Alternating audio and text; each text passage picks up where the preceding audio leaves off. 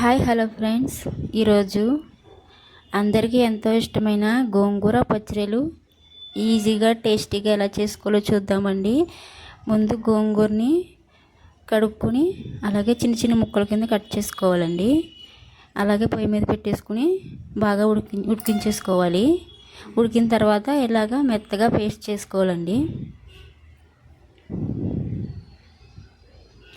ఇప్పుడు బాండి పెట్టుకుని ఆయిల్ వేసుకుని అందులో కొంచెం పచ్చి రొయ్యలు వేసుకుని బాగా వేయించుకోవాలండి.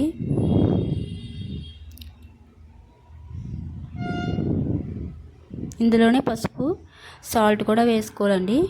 సాల్ట్ కూడా వేసుకుని బాగా వేయించేసుకుందాం. కొంచెం దోరగా వేయించుకుని పక్కన పెట్టేసుకుందామండి.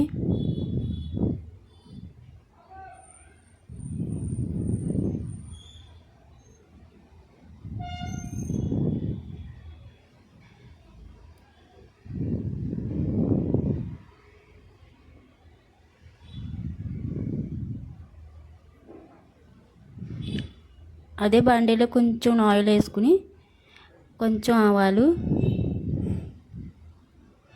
కొంచెం జీలకర్ర,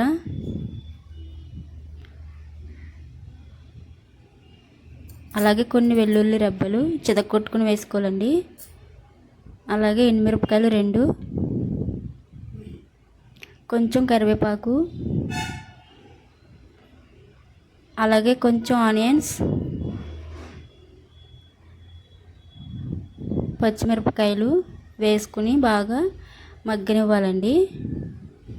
కొంచెం సేపు మగ్గనిచ్చి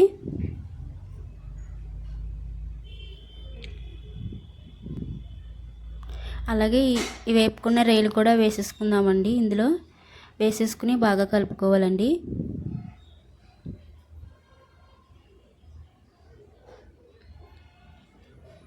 ఇప్పుడు కారం, అలాగే సాల్ట్, కొంచెం జీలకర్ర పొడి కూడా వేసుకుని బాగా కలుపుకుందామండి.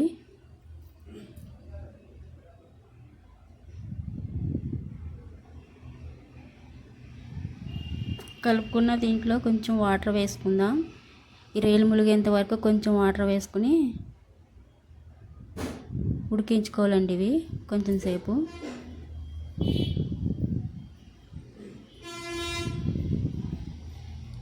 మూత పెట్టేసుకుందాం.